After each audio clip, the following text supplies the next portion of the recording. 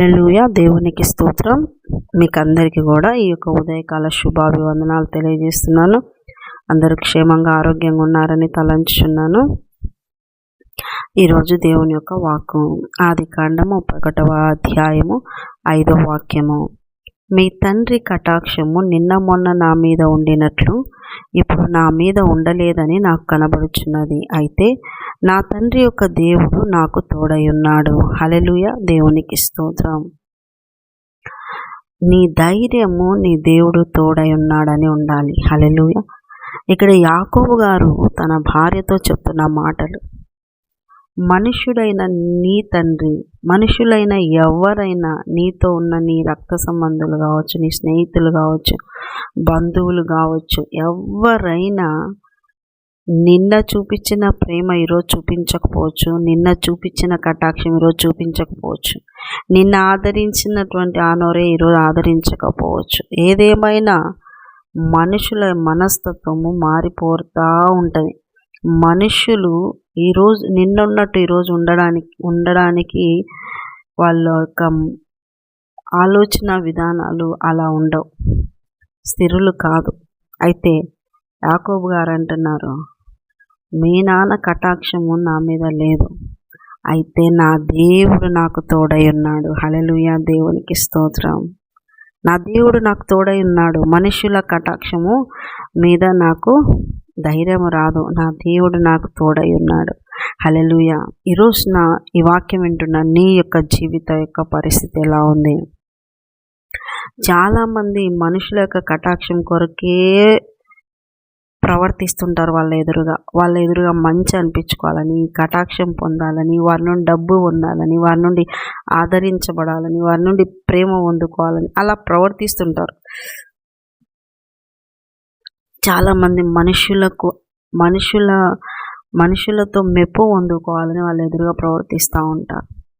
కానీ మనుషుల యొక్క కటాక్షము స్థిరము కాదు, మనుషుల ప్రేమ స్థిరము కాదు, మనుషుల యొక్క ఆదరించే మనసు స్థిరము కాదు. దేవుడు నీకు స్థిరమై ఉన్నాడు. దేవుని కటాక్షం పొందుకోవడానికి ఉన్నావను సిద్ధంగా ఉన్నావా? దేవుని యొక్క కటాక్షం అసలు పొందుకున్నావా? దేవుని యొక్క కటాక్షం పొందుకో, దేవుని యొక్క కృపను పొందుకో, దేవుని యొక్క ప్రేమను పొందుకో, దేవుని యొక్క ఆదరణను పొందుకో. అది పొందుకోవాలి అంటే నువ్వు వాక్యం బాగా చదవాలి, మారు మనసు పొందాలి, రక్షించబడాలి, బాప్తిసం తీసుకోవాలి, వాక్యానుసారమైన ప్రవర్తన కలిగి బ్రతికినట్లయితే దేవుని యొక్క కృపా కటాక్షము నీకు తోడుగా ఉంటుంది, వెంట వచ్చును. కృపాక్షేమములు నీ వెంట వచ్చును. మనుషుల కటాక్షం మారచ్చు. అసలు చెప్పాలంటే మనుషులే స్థిరమైన వాళ్ళు కాదు, వాళ్ళే ఈరోజు ఉంటే రేపు ఉంటారో లేదో కూడా తెలియదు. అందుకనే నీ దేవుని పైన నువ్వు ఆధారపడు, దేవుని యొక్క కటాక్షం పొందుకోవడానికి మనసును స్థిరపరచుకో. దేవుడు స్థిరంగా నీ దగ్గర ఉంటాడు. దేవుడు స్థిరమైన ప్రేమతో ఉంటాడు, స్థిరమైన ఆదరణను చూపించే దేవుడై ఉంటున్నాడు, గొప్ప దేవుడై ఉంటున్నాడు, సర్వశక్తి కలిగిన దేవుడై ఉంటున్నాడు, సర్వోన్నతుడైన దేవుడై ఉంటున్నాడు. అందుకనే బైబిల్ గ్రంథంలో మనం చూసినట్లయితే అబ్రహాముకు తోడై ఉన్న దేవుడు, ఇస్సాకుకు తోడై ఉన్న దేవుడు, యాకోబుకు తోడై ఉన్న దేవుడు, ఇశ్రాయేలీయులను ఐగుప్తులో నుండి తీసుకొని వచ్చేటప్పుడు తోడై ఉన్న దేవుడు. అనేక పర్యాయాలు ఈ యొక్క వాక్యం రాయబడింది. మోషేకు తోడై ఉన్న దేవుడు, యెహోషువకు తోడై ఉన్న దేవుడు, దావీదుకు తోడై ఉన్న దేవుడు, ఎజ్రాకు తోడై ఉన్న దేవుడు, ఇర్మియాకు తోడై ఉన్న దేవుడు, మరియాకు తోడై ఉన్న దేవుడు, బాప్తిసం ఇచ్చి యోహానుకు తోడై ఉన్న దేవుడు, పౌలుగా మార్చబడి పరిచర్య చేస్తున్నప్పుడు పౌలు బర్నబాలకు తోడై ఉన్న దేవుడు, ఇంకా శిష్యులతో కూడా దేవుడు తోడై ఉన్న దేవుడు. దేవుడు సదాకాలం తోడుంటాడు, స్థిరంగా నీతో ఉంటాడు. ఆయన తోడు నీకుంటే అది చెప్పలేనంత ధైర్యాన్ని నీకు అనుగ్రహిస్తుంది. ఆ ధైర్యమే వేరు. నా దేవుడు నాకు తోడై ఉన్నాడు, ఆయన సన్నిధి నాకు తోడుగా ఉంది, నాకు భయం ఉండదు, నాకు దిగులు ఉండదు, నాకు చింత ఉండదు. దావీదు గారు అంటారు, యెహోవా నా కాపరి, నాకు లేమి లేదు. చూడండి, ఇంకా ఏం కొరత అనేది ఉండదు, కరువు అనేది ఉండదు దేవుడు తోడుంటే. అదే దేవుడు తోడుగా ఉంటే, దేవుని యొక్క సన్నిధి తోడుగా ఉంటే ధైర్యము, బలము, విజయము. ఇక్కడ అదే ఇంకొక చోట మనం చూసినట్లయితే దావీదు గారు అంటారు, నేను శత్రువులందరిపైన విజయము పొందుకున్నా అంటే అది దేవుడు నాకు ఇచ్చినాడు, నెమ్మది నాకు ఇచ్చినాడు, ఆయన తోడు నాకు ఉంది కాబట్టి నేను ఆయన ధైర్యాన్ని, ఆయన బలాన్ని నేను పొందుకున్నాను, విజయం సొంతం చేసుకున్నానని దావీదు గారు చెప్తా వస్తారు.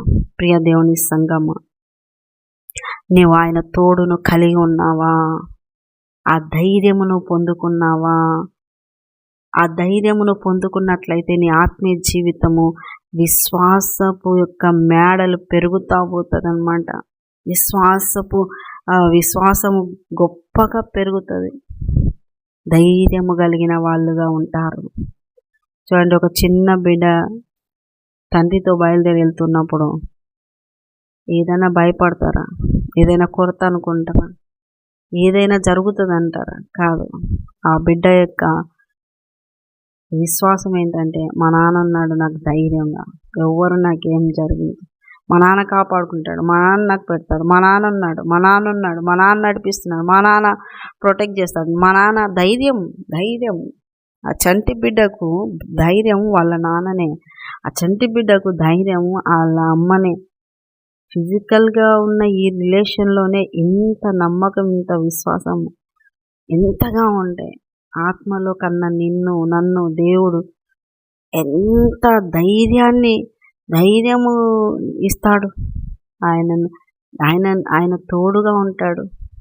ఆయన ఎంతగా తోడుంటాడు, ఆయన ఎంతగా నీకు సహాయం చేస్తాడు, ఎంతగా బలాన్ని ఇస్తాడు. ఒకసారి ఆలోచించు. ధైర్యంగా ఉండాలి. ఆయన ఉన్నాడనే ధైర్యం, ఆయన చేస్తాడనే ధైర్యం, ఆయన ఇస్తాడనే ధైర్యం, ఆయన కంచె వేసినాడనే ధైర్యం, ఆయన యొక్క కృప ఉందనే ధైర్యం. అన్నింటికీ ఆయనే ధైర్యం మూలం. ధైర్యం ఆయనే మూలం. దేవుని బిడ్డ, ధైర్యంగా నీ ఆత్మీయ జీవితాన్ని కొనసాగించుకోగలుగుతున్నావా? దేవుడు నీకు తోడున్నాడు అనేది ఉంటే నీకు ధైర్యము నీకు వస్తుంది. దేవుడు ఉన్నాడో లేడో, మా ప్రార్థనలకు జవాబు లేదు, మా ప్రార్థనలకు జవాబు రాలేదు, ఇంకా జరుగుతలేదు, తెలియదు, ఇస్తాడో ఏడో తెలియదు, అడిగేవన్నీ కూడా మళ్ళీ ఇవే: బట్ట, ఇండ్లు, ఉద్యోగాలు, పిల్లలు, పంట పొలాలు, ఇంకా ఇవే అడుగుతుంటారు. దీనిలోకే మళ్ళా దేవుని మీదనే చేస్తాడో చేయడో, విన్నాడో ఏం లేదో. ఇది కనీసం ఒక ఆత్మ కొరకు కన్నీరు గార్చింది లేదు, కన్నీరు గార్చి సువార్త ప్రకటించింది లేదు, ఆయన రాజ్యం కొరకు కష్టపడింది లేదు, ఈ పరిచర్య చేసినది లేదు, ధారాళంగా దాతృత్వంగా పరిచర్యకి ఇచ్చింది లేదు. కానీ దేవుని మీద మాత్రము ఇంకా రకరకాల రీతిలో ప్రవర్తిస్తుంటారు. దేవుని బిడ్డలారా, సంగమా, దేవుడు మనకు ధైర్యము, ఆయన తోడు మనకు తోడు, ఆయన తోడే మనకు ధైర్యం, ఆయనే మనకు ధైర్యం. కాబట్టి వాక్యం వింటున్న మీరు, తోడుగా ఉన్నాడా దేవుడు? మీకు అటువంటి కార్యాలు చేస్తున్నారా? అటువంటి క్రియలతో ఉన్నారా? దేవుని యొక్క తోడు కలిగి ఉన్నప్పుడు నీకు ధైర్యము, బలం అనుగ్రహించబడుతుంది. కాబట్టి దేవుడు తోడుండేటట్టు ప్రవర్తించండి, మాట్లాడండి. అట్లాంటి దేవుడు తోడుండేటువంటి ప్రవర్తన, మనస్సు మంచిగా ఉండడం, మాట తీరు మంచిగా ఉండడం, పరిశుద్ధ బ్రతుకు, క్రమము, ఇవన్నీ ఉన్నప్పుడు దేవుడిని తోడుగా ఉంటాడు. అబ్రహాముకు ఊకేనే దేవుడు తోడున్నాడా? యాకోబుకు ఊకేనే తోడున్నాడా? ఇస్సాకు తోడు ఉన్నాడా? ఊకేనే? వాళ్ళ ప్రవర్తన దేవునికి నచ్చింది. అబ్రహాం విషయంలో దేవుడు అంటాడు, నా స్నేహితుడు అబ్రహాము, నా స్నేహితుడమైన అబ్రహామా, నేను నీకు సంగతిని దాచేదనా? దేవుడు ఒక విషయము, ఆయన ఏంటండి దేవుడు, ఆయన దాచొచ్చు, కానీ నా స్నేహితునికి తెలియకుండా నేను ఈ సంగతిని దాచేదనా అంటే ఎంత ఓపెన్ హార్ట్ చూడండి దేవుడు, ఎంత మంచి దేవుడు మన దేవుడు. దాచుకునేవాడు కాదు, తన చెప్పకుండా సీక్రెట్గా పని చేయలేకపోతున్నాడు అబ్రహాముకు చెప్పకుండా. ఎంత మంచి మనస్సు! నా స్నేహితుడు అబ్రహామా అంటున్నాడు. దేవుడు చెప్పుకుంటున్నాడు, స్నేహితుడు అని చెప్పుకుంటున్నాడు. అంటే ఏ స్థాయిలో అబ్రహాము దేవునికి ఇష్టంగా ఉండి ఉంటాడు.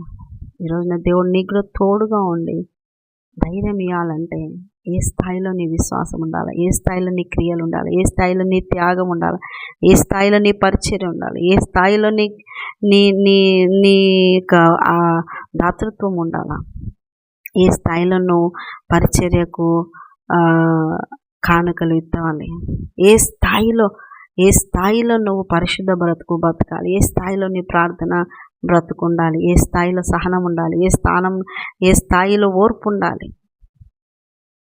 ఎంతగా నువ్వు జీవిస్తే అంతగా దగ్గరకు వచ్చేది. కాబట్టి ఆయన మనస్సు గొప్ప మనస్సు. అటు దేవుని కలిగిన నీవు నేను ధన్యులం. కాబట్టి ఆయన మనసు నొప్పించకుండా ఆయన తోడులో ధైర్యాన్ని పొందుకుంటూ ఆత్మీయంగా ఎదుగుతూ రాకడకై సిద్ధపడదాం గాక. చిన్న ప్రార్థన చేసుకున్నాం.